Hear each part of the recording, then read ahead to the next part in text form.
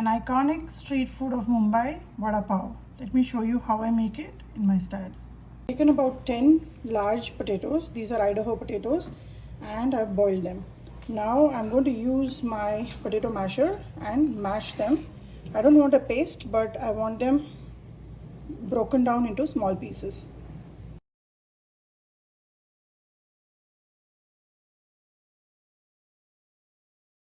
Taken my manual chopper, and this I'm adding about 25 cloves of garlic. This is a large amount of potatoes that I'm making, so this much amount of garlic is required. I'm making two flavors, one with garlic and this little portion without garlic. The tadka will be the same, but the garlic will go raw inside the potatoes. I'm going to add green chilies. So for this bigger quantity, I'm adding about half a cup of chopped green chilies. This should be about 10 to 12 green chilies. And for the one without garlic, I will add about 4 green chilies, 4 to 5. Add salt to your taste. Now for this quantity, I'm adding about 2.5 tablespoons. And for this quantity, about a tablespoonful. I'll add some coriander too. I'm heating up the iron kadai here and I've added about 3 tablespoons of peanut oil. Once this heats up, I'm going to give a tadka of mustard seeds and hing, and I will also add some turmeric powder on top of the potatoes. So when I pour the hot oil, it will all cook down. So here is about half a teaspoon of turmeric powder, and I'll pour the hot oil with mustard seed tadka on top of this. Add the hing also on top of the turmeric powder.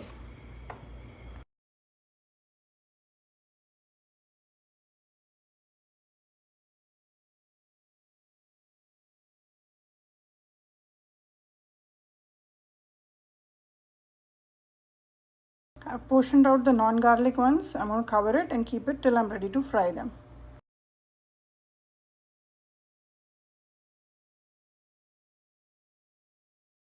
I've portioned out all the vadas. So in the garlic one, I have almost about 26 vadas, and in the non-garlic one, I have about 8 of them. I'm going to keep it ready, and next we'll mix the batter for these vada. This is 4 cups of besan, chickpea flour, and this is 1 cup of rice flour, half a teaspoon of turmeric powder, 1.5 tablespoon of salt. Take about 1 teaspoon of carom seeds, ajwain, and crush it between your palms and add it. We are adding a lot of potatoes and chickpea flour, so for this digestion purposes, you need to add carom seeds. Just a pinch of baking soda. I'm going to mix all this first and then add water and make a nice smooth batter. It should not be very runny. Once the batter is mixed, it should be in this kind of a runny consistency. It cannot be very thin, otherwise it will not coat the vada. And ajwain and soda is completely optional. I always add it. If you want to avoid adding soda, make sure after mixing this, add 1 ladle full of hot oil to it. That will also give you the same texture. You just make sure that it is crunchy. Let this soak for about 5 minutes till the oil starts getting hot. Have the oil heating. This is the non-garlic vada. I'm going to fry this first, take it out, and then do the rest of them. Always have a colander with a plate at the bottom so you can catch out all the excess oil if I'm removing it from the frying. And also keep a vessel ready in which you're going to serve. Oil is nice and hot. I'm going to start dunking these potato vadas in the batter and fry.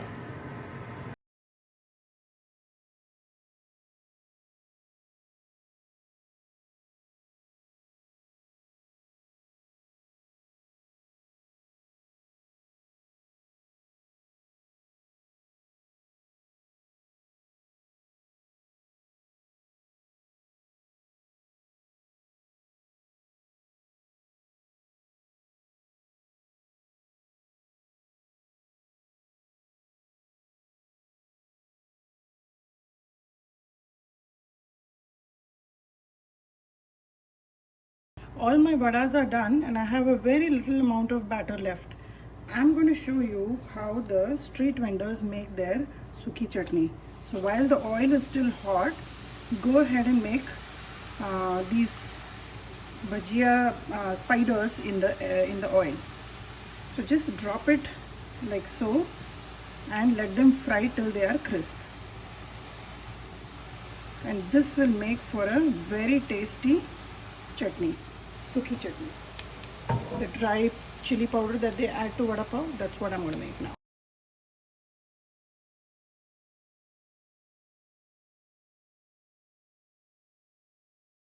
While the oil is still hot, make sure you take some Thai chilies, make a slit. Don't cut it all the way, just make a slit so it doesn't pop on you. I'm going to fry these chilies. Take the ones with the stem on it, so it's nice and easy to put it in the vada pav.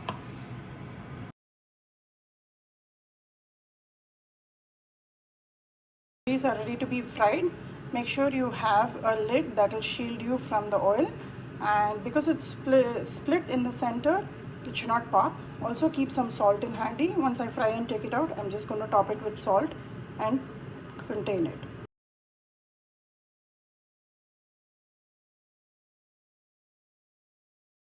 The dry chutney came into being because all the street vendors will never go anything to waste. So here is how they make it, and I'm going to show you really quick. This is the pakoda I made, the plain pakoda with the balanced batter. This is roasted sesame seeds, chili powder, salt, some chaat masala and garlic. Garlic is completely optional, but I'm going to add it today. I'm going to add the sesame seed toward the end. Let's add all these plain pakoda that I made. Just crush them and put it in the mixie.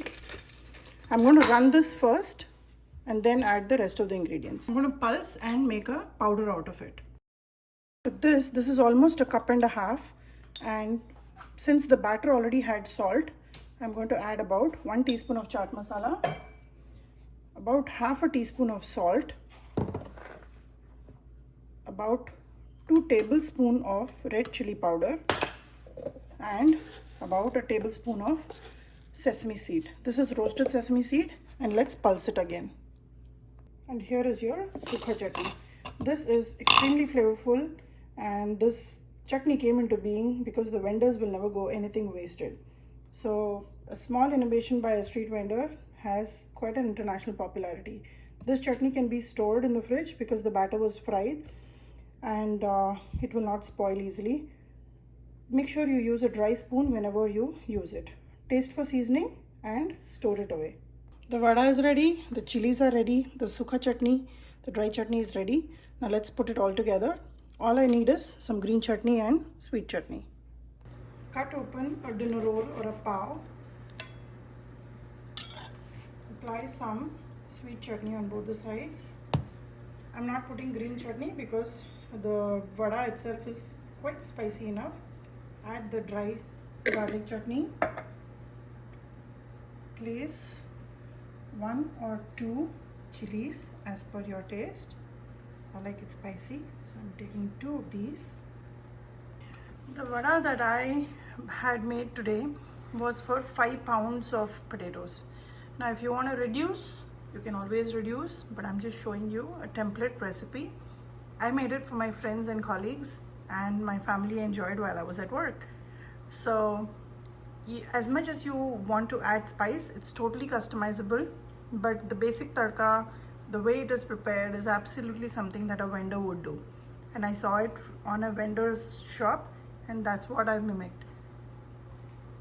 Couple of things you got to be very careful. At the end of the day, you're working with hot oil, so be careful when you're frying the vada, and also be very careful when you're frying the green chilies. So make sure you always have a lid to shield between you and the hot oil.